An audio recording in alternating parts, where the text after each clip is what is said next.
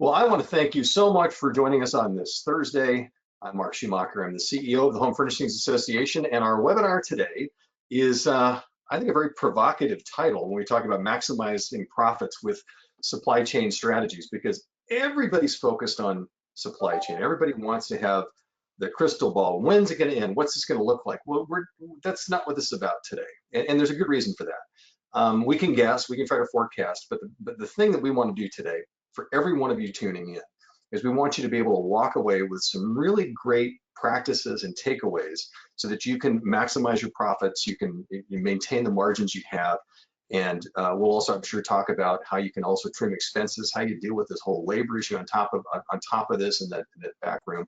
So I think you're going to get some great takeaways today, and we have a fabulous panel, and I want to introduce everybody right now. First, I have Riaz Husein with us from Profit Chain.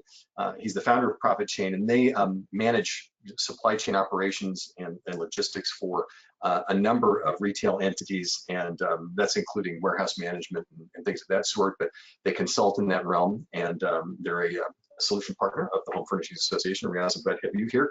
We also have Billy Linder. He is with USSI, and they really are all about site relocation, expansion of warehousing, really material handling and operations, all of that, design of warehousing, et cetera. So really the framework of a lot of great back rooms across the country. And also joining us by phone is Andrew Koenig. He's the president of City Furniture in South Florida. They're a top 100 retailer, and I can just say from experience that I have been inside their primary warehouse in Tamarack, Florida, and can tell you that if you want to go anywhere and see the state of the art in how merchandise is warehoused and moved, City Furniture is a great place to be. So Andrew, thank you for joining us as well. But gentlemen, it's really funny. We've had a lot of great questions submitted before this all starts. But I always find it difficult sometimes. It really is kind of where to sort of jump off here. So Riaz, I'm going to start with you, and then we'll just take it through the Billy and then Andrew. But this is one of those situations where you could sit back and be paralyzed by all of these supply chain questions. But I'm hearing from the three of you that this is also a time of some really great opportunity to really do a lot of solid things in your warehouse at the back end to maximize profits. So you can just, off the top, just what are some of the things that you've seen as the biggest opportunities out there right now that anybody listening to this could take advantage of? Sure, Mark, and it's great to be back on with you. There are a number of things we're seeing clients do and that we recommend. So for example, everyone's facing the same kind of labor shortages, right? And consequently, the wages are going up, which adds to the expenses. And so what do, right? I mean, you can't just absorb it and hurt your profitability. So a lot of people are taking the opportunity to improve productivity. They're looking at their processes, they're streamlining processes, they're adding technology. Whereas before that, like a warehouse management system, transportation management system might have a tough ROI. Now with the increased labor costs, that ROI is coming easier. So it's a great opportunity to implement those kind of things. Okay, I'm going to come back to that in a minute. Billy, what about you? Give me an idea about where you're seeing some of these opportunities right now when it comes to cost, cost containment. Yeah, I mean, first and foremost, we've seen something we haven't in the last 20 years is a lot of price increases at the showroom level that just have been necessitated out of additional transportation costs, labor costs, et cetera. The realities are that the short-term solutions in this area, there are not a lot of them. I mean, to make big moves in this area require a year or more in terms of just operational planning, if it's around changing an existing facility. And I think the big thing that's happening is just, and this is a pretty broad topic, but automation and semi-automation are becoming much more parts of the discussion in our domain, where with the exception of the system maybe at Art Van and some IKEA stuff, we haven't seen a lot of automation in our industry. But I think in the coming years, we're going to see a lot more of that, not just in response to the labor shortage and the wages, but also in response to business continuity and and pandemic thoughts and the like. Andrew, let me ask you, you and the team at City Furniture, embrace technological advancements in all aspects of it. Both Riaz and Billy have talked about automation and things of that sort, and some of that streamlining. What have you seen from your vantage point as a large retailer that moves a lot of product? Mark, can you hear me okay? Yes, we do. We got you.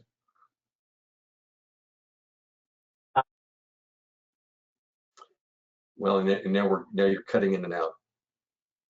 All right. Well, we'll put Andrew on pause for a second. We'll work on getting him back with us there. So let me kick this back around for a second before we get off this subject. So you're saying no short-term answers specifically that are really actionable.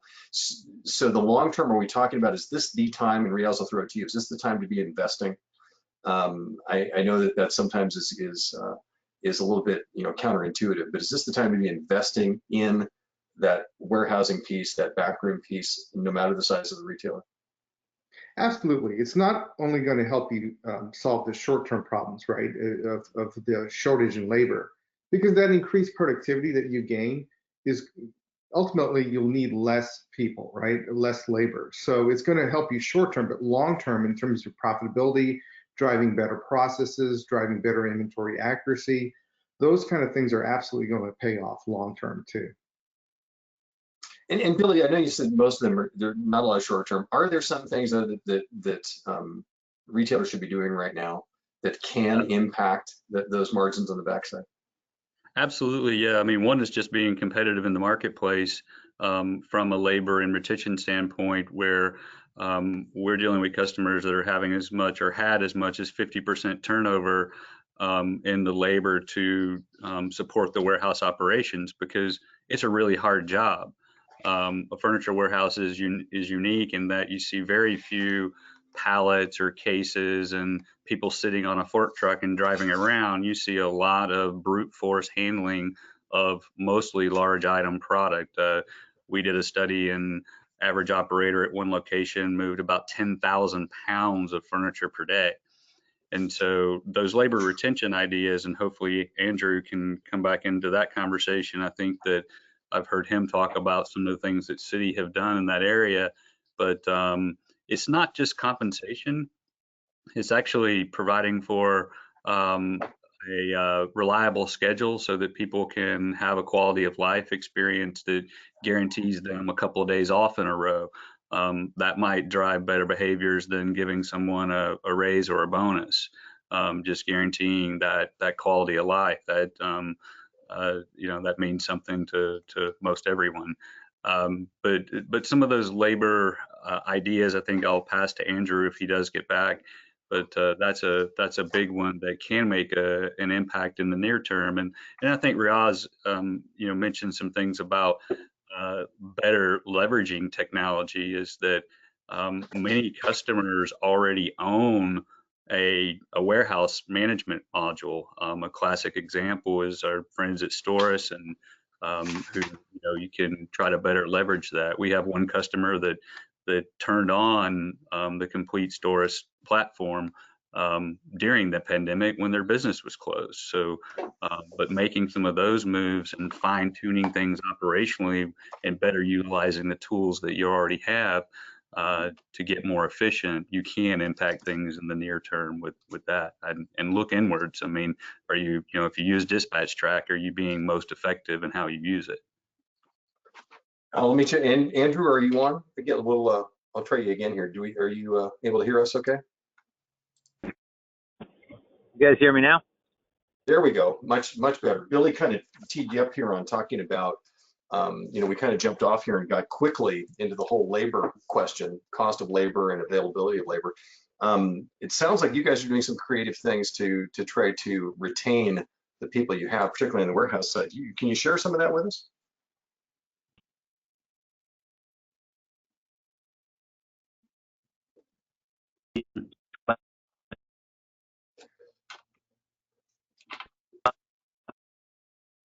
Okay, is he cutting in and out for you two guys too? Yes. Yeah. All right. Well, Yeah, let you're me Andrew. key off, Unfortunately, you're cutting. We're getting about every fifth word or so. Riaz, what were you going to say?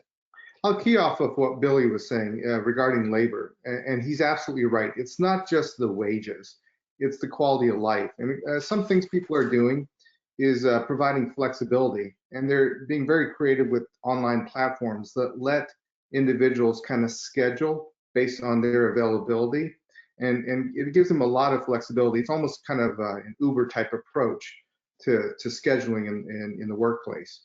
I found that to be very effective because employees are looking for that kind of flexibility. So it's not, he's absolutely right. It's not just about wages. And if we look at this, also every market's different. I mean, we don't really have. There's really no way to benchmark across the country what that going rate is. It's going to depend on who's in your market. Correct. I mean, that's the other part of this too. That's a moving target. And do you guys have clients that are dealing with more stringent issues when it comes to these labor costs in some areas than others? Yes, absolutely. I think I've jokingly said to Andrew a few times is that people usually don't move to Florida to work, so his problem's a little bit unique in that, that the availability of labor and in that environment is a little bit tougher than it might be in a more industrial part of the country. Let me toss this out to you guys.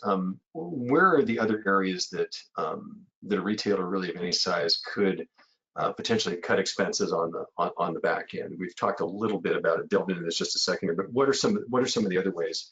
I'm trying to give them some nuggets here they can use. But what would you suggest? So for example, on the transportation side, right, and the delivery costs are going up, just like all other costs. So in-home delivery's gone up. So how do you gain some efficiency to offset that? And so there are tools available, software tools to help maximize the cube you're utilizing on your trucks. So that would be one example. Others are in your kind of domestic, LTL truckload type transportation. Same kind of tools are available to maximize your cubic feet. So those types of tools are available. And then also looking at alternative modes of domestic transportation. So switching from LTL to full truckload, multi-stop truckloads. There are all sorts of options out there to help kind of offset some of the transportation increases. But I guess the question is, how do you know? I mean, I get that you've got these different options, but how does a retailer know when to plug into one or more of those options? Is it strictly on volume, or is it more the geography piece of it as far as the route that the delivery is happening on? I mean, how do you kind of peel that onion back a little bit? It's a combination of both things you mentioned, right? And then the only way to really get at the right answers is to extract the data and then use a partner to help you analyze that data. So whether it's a third party or it's one of the carriers themselves that offer that type of service, it's really analyzing your point-to-point volume movement and then finding the best option, whether it's a private fleet, common carrier, or what have you. So when you talk about the cubic foot aspect of this, you're talking about it from the standpoint of the trucks that are heading out of your warehouse. I know from talking to you, Billy, that there's really so many retailers right now are carrying more inventory as a way of trying to offset all the supply chain things that are going on. Are there really the chance to cut some expenses also in better managing the cubic feet within your warehouse or your distribution center? Yeah, absolutely. And it's a pretty simple one. If you just walk around and look up, if there's, product that's not above eye level and, the cost operationally for the facility that you're already in, you own or lease that footprint. And so if you're not utilizing that vertical cube, you're only swimming in the bottom, 2 inches of the aquarium, and the rest of it's going to waste. And so, there's a lot of opportunity for that. We've worked with quite a few customers recently to add mezzanine space where maybe there's items that, for one retailer, we moved all of their repair and assembly operations up to a mezzanine that we built over their existing shipping and receiving area. It wasn't very easy because you're it's like changing the engine when you're going 60 down the highway because they were still operating. But just a couple of other things that came to mind that, and this one gets to be almost like a Hatfield and McCoy battle sometimes, but there's been a lot of testing happening recently, and this can really reduce your handling. Is that if you have and track the known good quality of an individual SKU and a batch of the SKUs that came on a certain container, and you have a high confidence in the quality of that material, some retailers are starting to deliver in box versus out of box, prep, rewrap, load, and go. But the efficiencies of that in the warehouse, you're moving it downstream, right? Because the delivery drivers are now going to have to do it.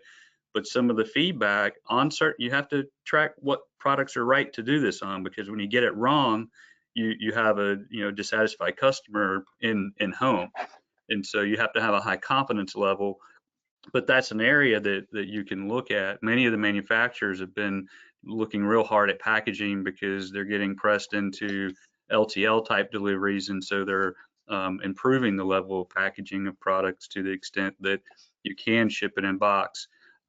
Not suggesting that I'm going to go into another kind of battleground, which is threshold versus white glove delivery, but just taking and not prepping that furniture is working out for some products with some customers, and they're getting great operational efficiencies with that. And let's just clarify this. Is that meaning that you still have your delivery crew unboxing and everything there? You're just taking that process out of the warehouse piece of this. Is that? That's correct? Right.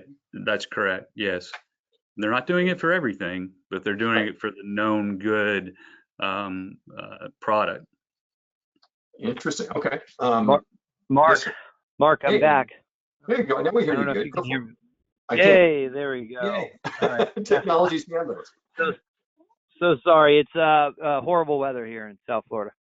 So I guess to answer maybe I think a few of those questions, or just one thing that I think everybody needs to be really, really good at, and it might sound a little crazy, is we're spending a lot of time forecasting sales, and we are constantly trying to get as best as we possibly can. Why is that important? Because then you're going to staff to demand. So you want to be efficient, just staffing your headcount levels to that demand. And I would ask everybody to just challenge themselves to really try to get really good at that. And we put a lot of analytics, data analytics time towards this, as well as using our managerial and our sales, experience as a senior team, as with our senior leaders in our organization, to really try to perfect our sales forecasting. And why is that important? Well, now you're going to staff up recruitment. You're going to manage the ebbs and flows of demand so that your head count is as close to that demand. And to me, that's one of the most important. Billy obviously talked about some very common sense and really critically important, maximizing every square footage inside your building. But I would want to add, just I think everybody, including ourselves, got to keep working our butts off to forecast sales, because then you're going to staff to that demand and be operationally efficient and forecast your turnover. Obviously, try to eliminate it. We're putting enormous amounts of time, and myself included, towards the people stuff to just take great care of our people to prevent that turnover. And obviously, we all know all that waste of hiring, onboarding, training, you name it, the productivity loss. So those are two I would just want to add: sales forecast, demand planning, and working your butt off to create a great culture to reduce that turnover.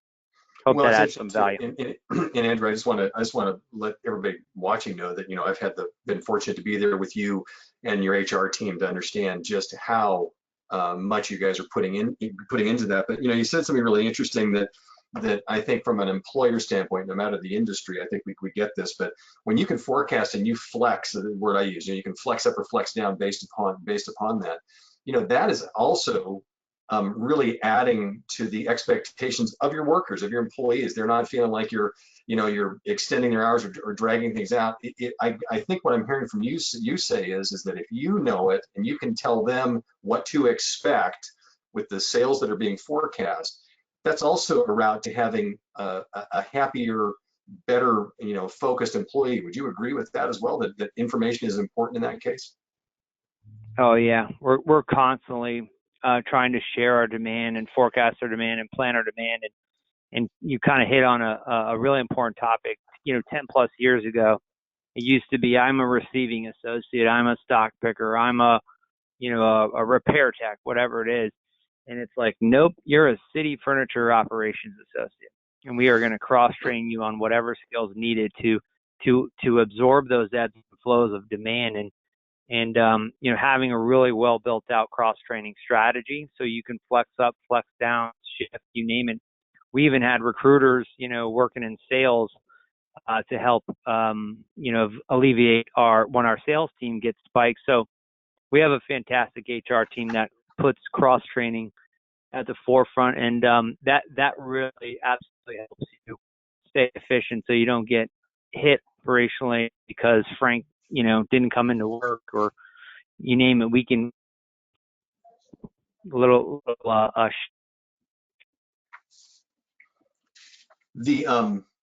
yeah, training.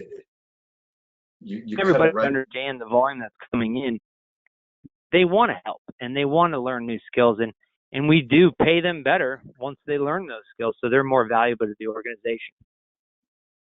Yeah, but I think this has been something that's been true in business for decades, is that it's just so much less expensive to retain someone than it is to find new people, and especially when you're trying to build a culture. And I think that's one of those things that anybody listening to this needs to understand, that a good culture, a good internal culture, can offset a lot of the concerns that are happening in the marketplace around you. There's no doubt about that.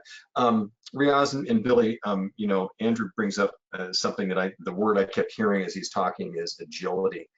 There may be people that are going to say, well, yeah, they got a big operation there. That's different.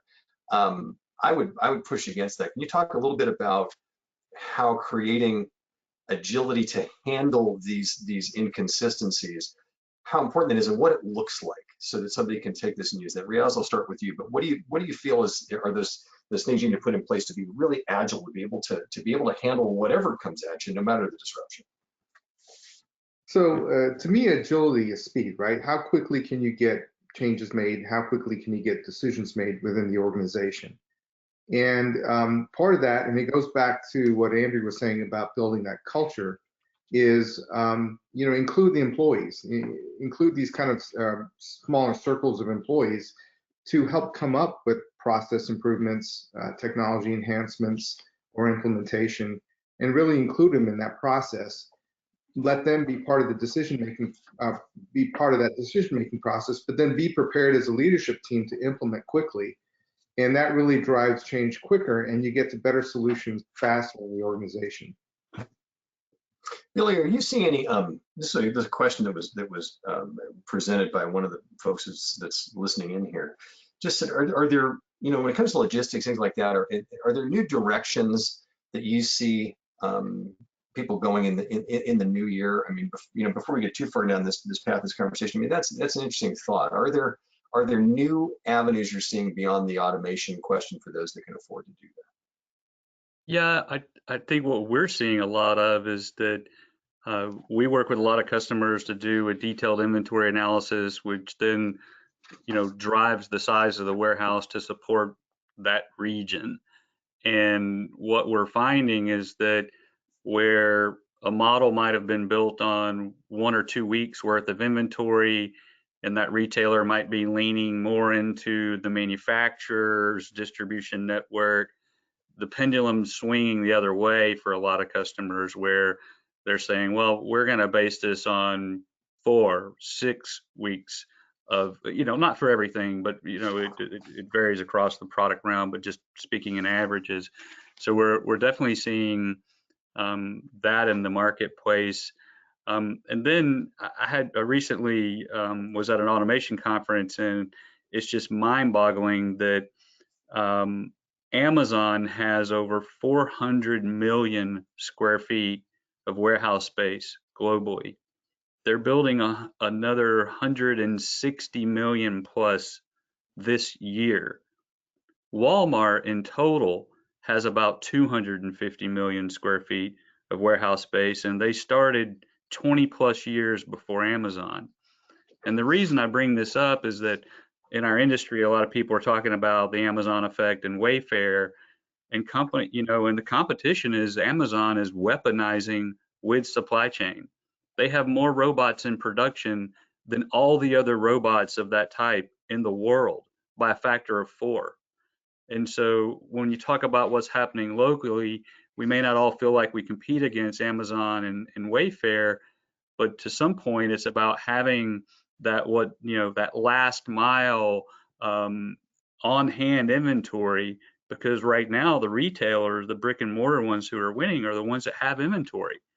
Usually the shopper knows that when they come in your store, they found it on the site and you say that it's in stock in many, many cases. And so having that level of inventory available locally is becoming a big part of the strategic conversation. And we're seeing a lot more investment in that area than we've ever seen. Andrew, can you speak to that? Because I imagine that's also something that you guys are dealing with on a daily basis. Yeah, I mean, I give our supply chain team like an A+ throughout this pandemic, and it goes back all the way to late March of 2020. We spent a lot of time forecasting sales, even when we were forecasting an 85% drop 30 days later. But we kept at that constant, looking at all the different data points, and then we saw, the shift in, oh, wait a minute, people spending at home are going to buy more. And I think all that time planning and diving and seeing these little, changes in demand helped us, keep pushing the buy button on supply chain. We never turned supply chain off. We kept putting the foot, down to the. And I remember early on in the pandemic, were calling us, and they were literally asking us, "Are you sure you want to order inventory?"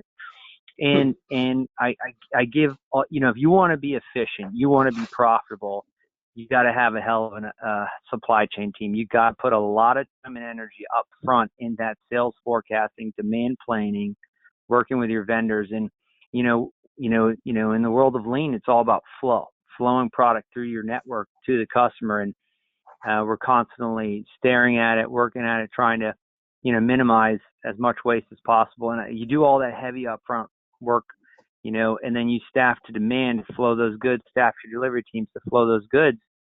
You can have a very profitable operation, and ultimately, more importantly, a happy customer. So, but that's definitely true. Our supply chain saw the turnaround faster, ordered more, or ordered aggressively, and we've had a lot of inventory throughout this pandemic. Our in stock has dropped quite a bit from pre-pandemic, but we believe our a lot of customers are shopping with us because we got more inventory than most, and I give it all that hard work up front the sales forecasting, demand planning, and obviously it's critical to have great relationships with vendors, and in times like these it really helps out.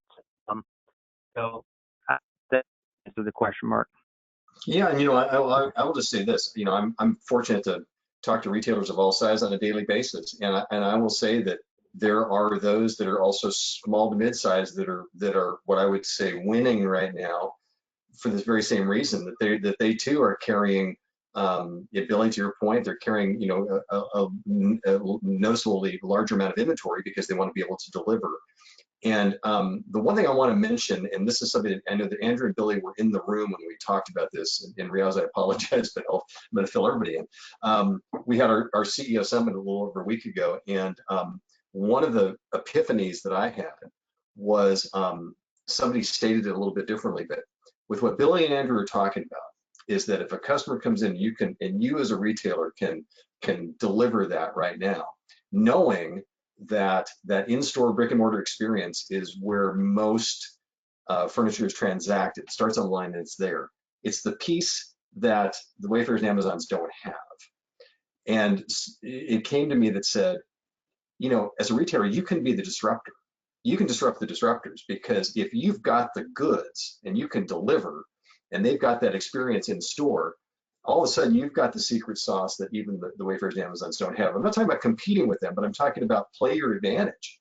And I mean, Billy, you're nodding. I mean, you remember being part of that conversation. I just think that's really an intriguing way to look at it. That's where you can talk about maximizing profits. That's where you can chalk up some wins. Would you agree with that? Absolutely, and that's and that's where, if you're operationally superior, you have the product locally, you can experience it in store locally, and you can deliver it with great satisfaction very quickly, you're gonna win. I love that. Operationally secure. And what was also said is that's not always a function of price. Correct. Right. It's and you know, and it's there's the experience piece that we have to throw in there. I mean, you know, you start looking at this and it's like, okay, this is the hand that's been dealt. What are the good cards we can play? That's Right. That's one of them. You know, be the best at your brick and mortar and provide those things that the online experience can't. So that fits on this back end too, because this is about if you can deliver. You know, Riaz, you weren't in that room. How do you react to that approach, though, to that thought, that mindset, if you will? I absolutely agree. So, for example, Amazon has trained consumers to expect everything overnight. So you can beat them at their own game by having that local presence. So if you have the inventory available locally where your customer is shopping, and they can not only get it sooner because you're there and you have the inventory, but they can also go to your store and see it and touch it and feel it. You've got a leg up on Amazon or Wayfair. If they're trying to, even if they're super efficient, but they're trying to ship from across the country, you're still going to beat them at their own game through that speed, and that's what it's all about. Okay, fair enough. I want to mention to people, by the way, we've blasted through half of this webinar, and we've really got some great takeaways that I'll certainly at the end of this we'll review. But we're being joined today by Riaz Husein from Profit Chain, and Billy Linder from USSI, and Andrew Koenig from City Furniture in Florida. Let me ask you this: there's we've hit a lot of high points here that people have asked about, but Riaz, you talked about the being very mindful of your cubic feet and how you manage everything from the trucks, and we also talked about that in the warehouse as well. Are there other ways that people can manage the delivery process? Are there changes that have been made that can be certainly play into the whole efficiency question, and then of course the cost saving question as well? Are there other changes we've seen?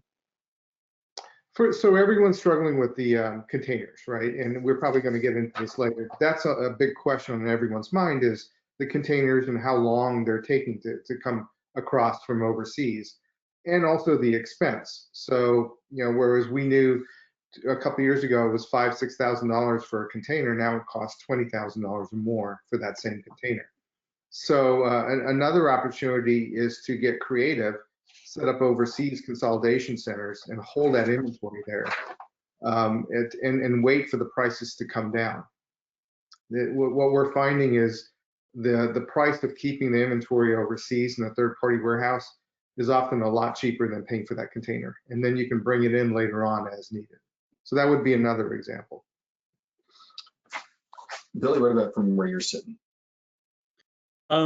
Well, I think that, you know, just in kind of going back to maybe a statement that earlier I said may have been a little bit misleading in terms of things are going to be done more over the long horizon, but Andrew mentioned something that I know that the city's quite passionate about and has really adopted, and I think Mark, you mentioned it a bit as well, and that's the notion of lean.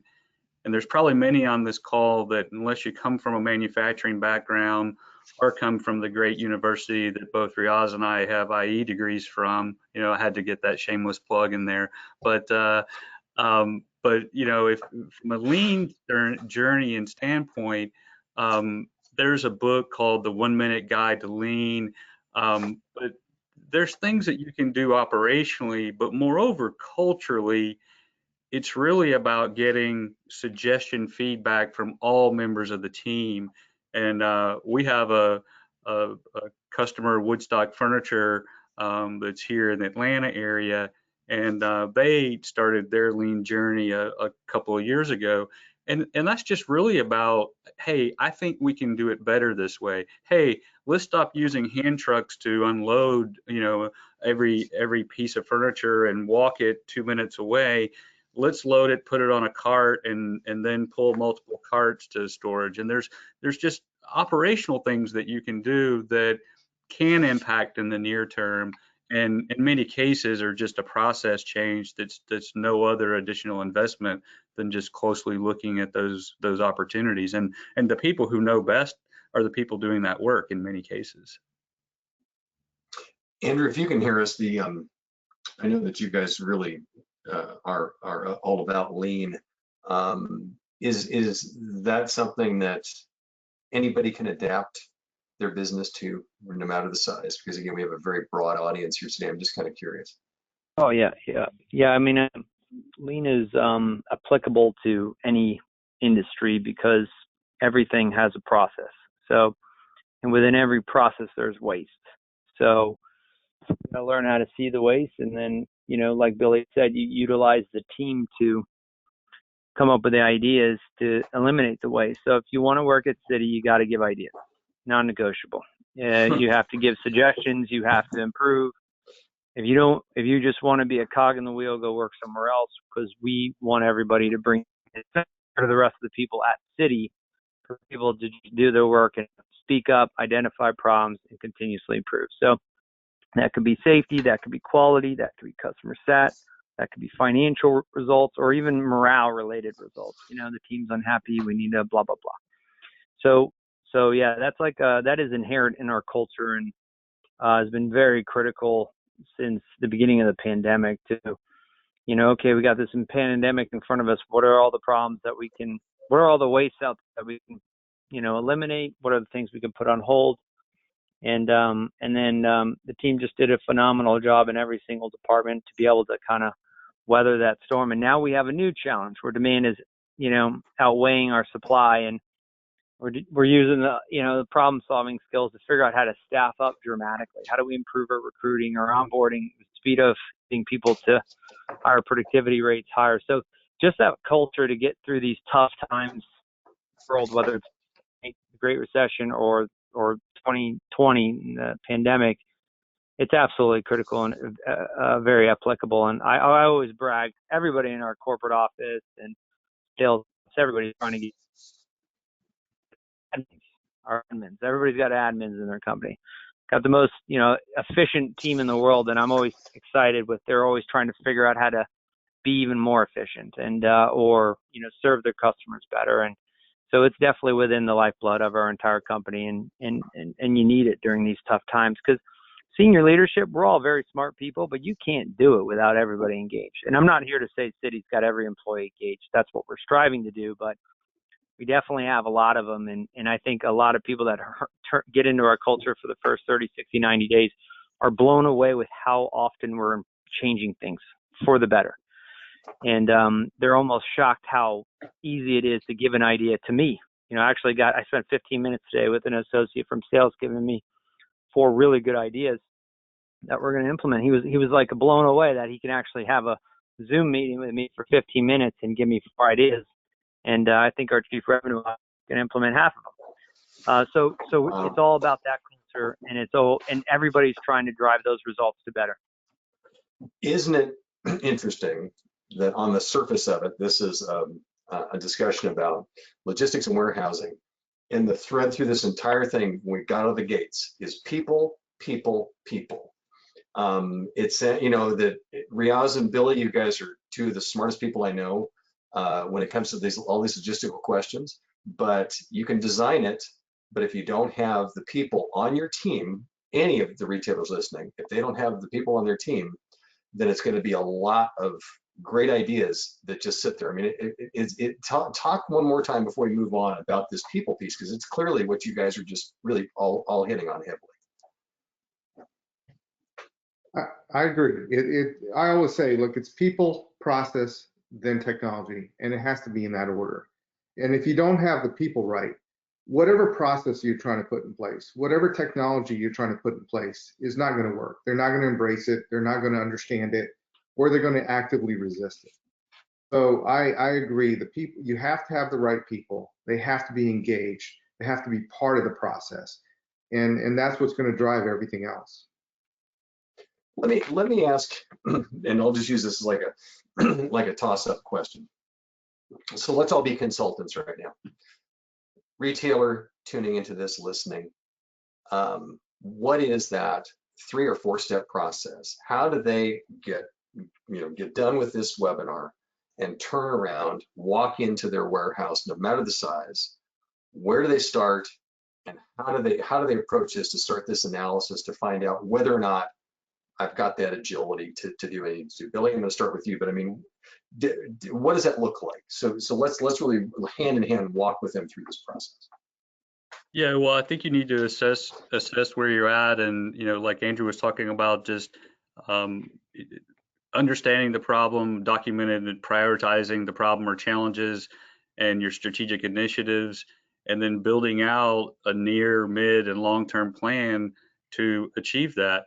In terms of looking at operationally, we talked about lean and waste, but in many cases, well, last week, when I was at the CEO Summit event, I asked the question in the room, how many retailers got into the business so they could run a warehouse? And no one raised their hand. And so I find it very common that we meet some owners that are really focused on the sales side and the retail and the advertising and the marketing, and they're exceptional in that realm.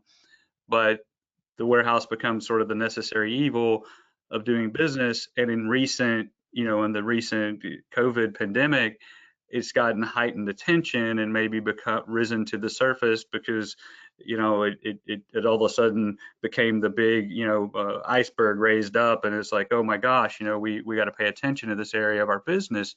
But there's still a lot of owners in this business that either rely too much on third parties or aren't in the warehouse enough to be seen. I'll give Andrew kudos of, walking around and being seen in the operations and being part of that is an important aspect to the operation, making those people feel important, and also making observations of the culture and the quality in that area.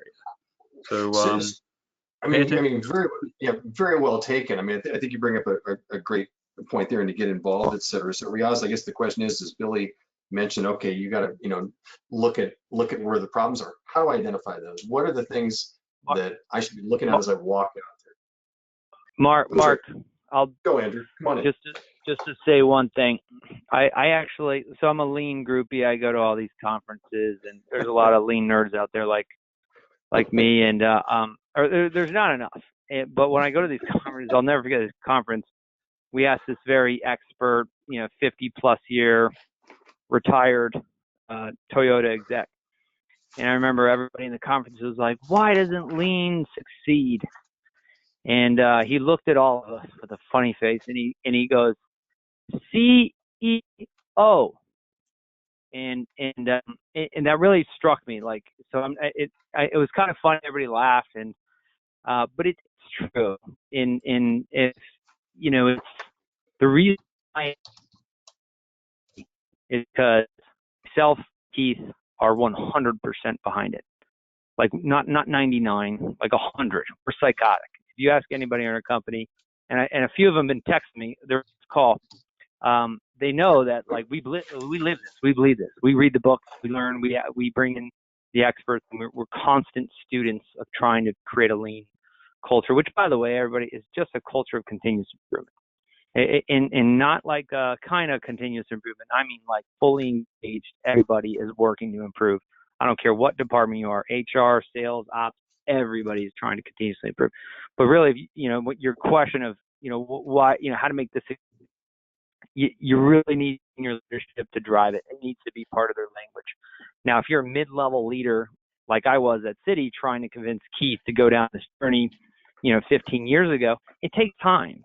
And we didn't get Keith bought in 15+ years ago. No, it took multiple years for him to get educated. But we chipped away, and eventually, the leadership will see that there is a better way to run a business, and tap into all the brains of everybody in the company is the most important thing we can do. And you say it's all about people, right? It's about people.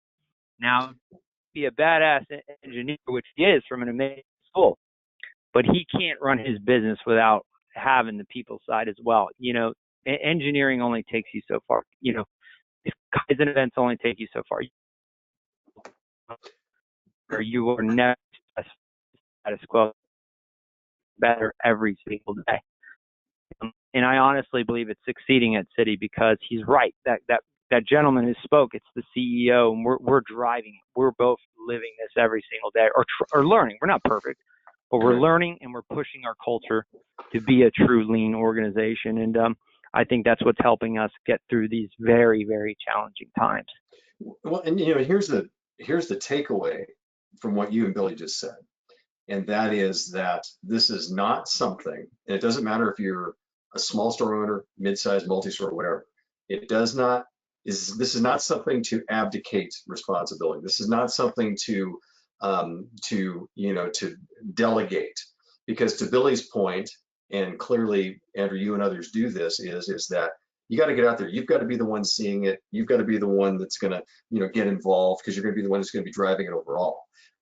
So that's really, I think, a tremendous takeaway, that it's not something you can just hire away or find a really great computer program to fix it. This is something, and to Billy's point, it's not what you're inherently in the business for, but it's something that you got to get involved in. Riaz, how do you help the retailer out there understand what to look for when they go out and look at their operations right now, and go out there and say, how do I know what I don't know?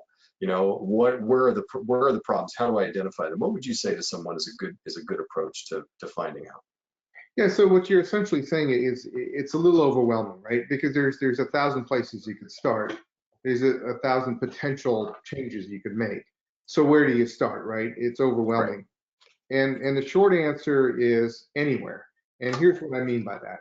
And let me kind of tie in, right? I'll give a longer answer now and tie in a few things.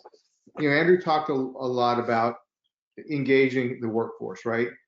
You can have various teams coming up with ideas. You may have a team in receiving, a team in returns, a team in your stock group, and they can come up with various ideas. So have them all engaged, right? Have them all going at the same time, because you've got nothing to lose. And then as a senior leadership team, you have to be willing to quickly vet those ideas and set priorities. And how do you set the priority? Whatever gives you the biggest bang for your buck, right? It's all about return on investment. So you could kick off multiple initiatives if you have the bandwidth in the company to do that, or you can tee them up one at a time and you look at the finances. What's the return on investment? How quickly can you implement that? Is it a long-term initiative, a midterm initiative, those kind of things? But that's kind of the long answer.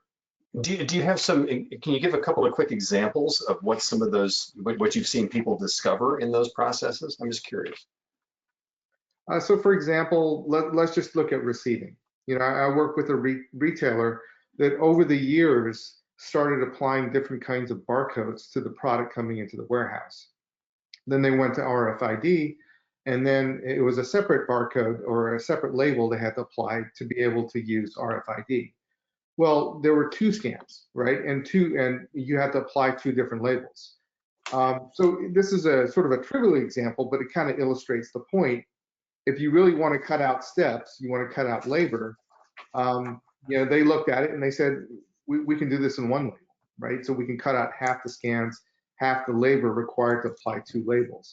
It's a trivial example, but it illustrates the point of, as you go through step by step, process by process in your warehouse, you're going to find all sorts of opportunities like that. Well, and Billy, isn't that key? I mean, if you're paying attention enough to notice those small incremental changes or efficiency opportunities, doesn't that get you in that mindset, what you're talking about, as far as really connecting and really seeing what's inside those 4 walls? Absolutely, and I totally agree with Riaz. Just start somewhere.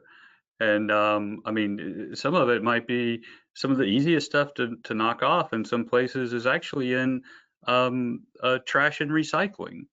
There's tremendous amount of financial and operational return to better handling how you handle the EPS that goes through a certain facility. If you have quite a bit of it, you shouldn't be throwing it in the trash because you can condense it to an 80-to-1 ratio and sell that material, and they make picture frames out of it. And so there's simple things like that that you might not be looking at, but looking where things are piled up. One of the biggest offenders that I see, and we talked to a lot recently with customers about, is that everyone's that has inventory says, I'm running out of space. I'm running out of space. We have a number of customers that have leased additional space. Some have even leased space so they can park containers nearby to their current location. But looking at how you're utilizing that space and having a good understanding of your inventory. And with one customer I went to recently, 30% of the cube was what I call dead or discontinued inventory. So it was the left-hand sectional that didn't have a right hand, and we didn't stock it anymore. So like, why is that in the warehouse, still? And so, knocking off some of those things of saying, well, why are we full?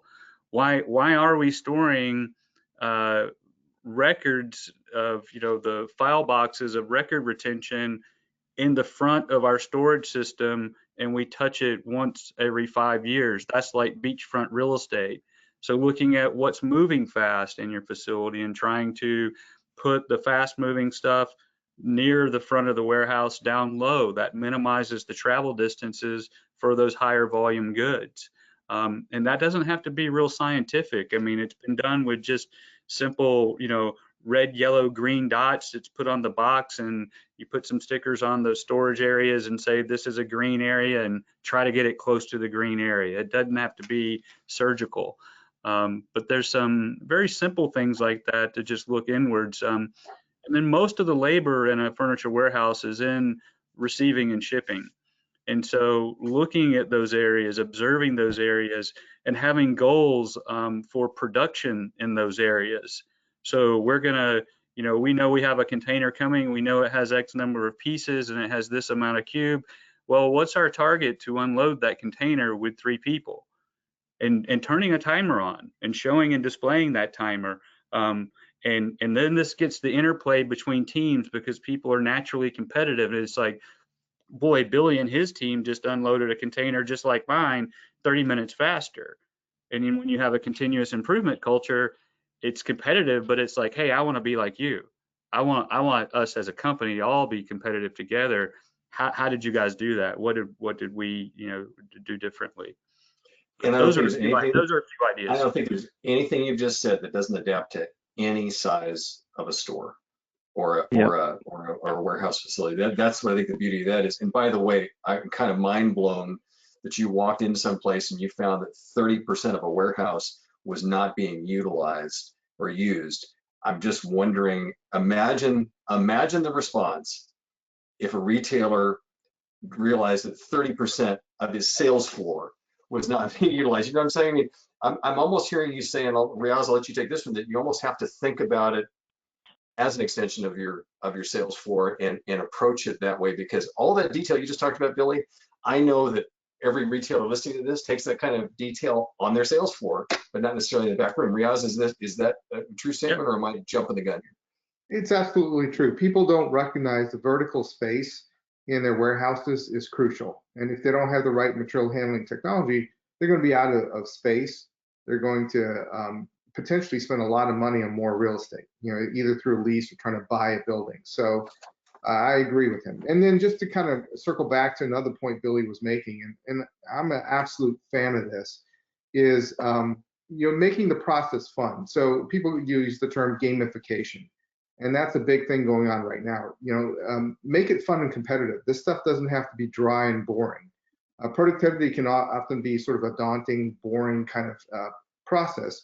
But if you get a couple of teams going and you put the information out there on a digital board or something like that, and have them compete with each other, they really have a good time with it. And it's really driving your productivity, but they're enjoying it. They're engaged in it. And then if you tie some kind of incentive structure to it, like bonuses, you can actually increase your wages that way, but get something back in return to offset the increased wages. So that's a crucial point. Andrew, do you guys utilize any of these types of approaches with that your warehouse team?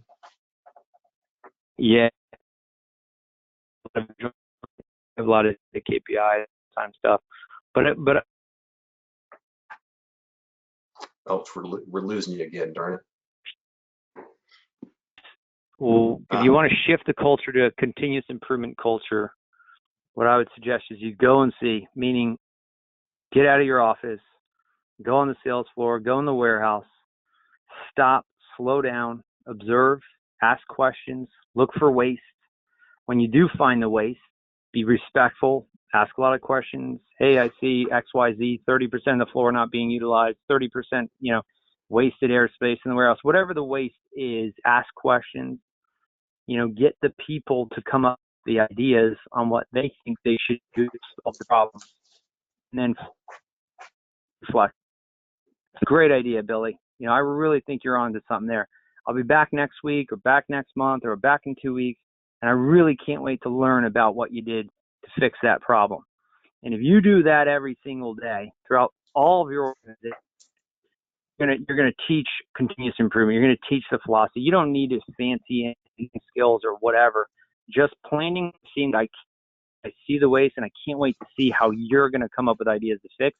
Could be the most powerful thing that really improves any organization out there, because everybody wants to improve things, make things better, show how creative and smart they are, and that they can improve things, and be proud of their work. Do that. Everybody on this call, do that, including myself. I'm talking to myself here. I need to do more of it, and I think you'll create a fantastic continuous improvement culture. Get the team to recognize the issues. Yep. I mean, that's I think super effective. And the interesting thing is too, the whole point of this webinar today was about maximizing profits, and all these things we're talking about are rooted in efficiencies and in doing things better and having a more efficient team, and all of that can translate into dollars. I mean, there's just no doubt about that. I want to just briefly, before we end a great conversation here, I want to talk about just some of the things. I'm a voracious note taker, and man, there's been some great stuff. Most recently, we just talked about the fact of getting involved. Make sure that you're out there, seeing it, feeling it, engaging your team to recognize the issues that are around there. But I also like the fact that we talked about, Billy talked about early on about delivery in the box. Is that something that might work for you if you have some dependable SKUs that can be delivered in that way? That's a way to save money. We also talked about maximizing space, not only in the warehouse, but on the trucks, really being mindful about just the space that you're already spending money on. Before you talk about getting more space, how are you efficiently utilizing the space you have? I think those are absolutely key. We know there's going to be some investment in some more automation for people that can do that, but again, we're talking about efficiencies that you can get off of this call, and you can turn around and you can walk into your warehouse and have some impact. And I also love the fact that we said that organization is just key, making sure that everything is well organized, and that is not a high-tech thing. We talked about, I love it, Billy talked about colored stickers. Riaz was talking about just putting something on a chalkboard to measure. We're not talking about spending a lot of money here. We're talking about spending a lot of attention. I hope that I was hearing things well on this call. But before we leave, I want to mention just briefly that we really enjoy the fact here at HFA that we every year honor our retailers of the year. That includes all different size of retailers. It includes some individuals that are really making a difference, like our Trailblazer and our Emerging Star. And there's a lot more we're going to be talking to you about recognizing the people in our industry that certainly are working hard and deserving it. So just wanted you to know the nominations are open until the end of this month of November. And again, that's just at myhfa.org/ROTY, which stands for Retailer of the Year. And also, I would be not doing my job if I didn't mention that everybody on this call is a member of the Home Furnishings Association. There's power in membership, no matter if you're coming at it from the retail standpoint or service providers, you name it. There's a place for you here, because we're all coming together to serve this incredible industry of ours. And I think that today we did a pretty darn good job of helping you navigate a little bit further. My thanks to our guests. Riaz Husein from Profit Chain, Billy Linder from USSI, and Andrew Koenig, president of City Furniture. Gentlemen, thank you so much for providing some really good insights today. And I want to remind everybody that this has been recorded. It'll be on our website, myhfa.org, so you can share it with anybody and you can access it at any time. But for now, I want to wish you good sales, good health. I'm Mark Schumacher on behalf of everybody here at HFA. We'll see you next time.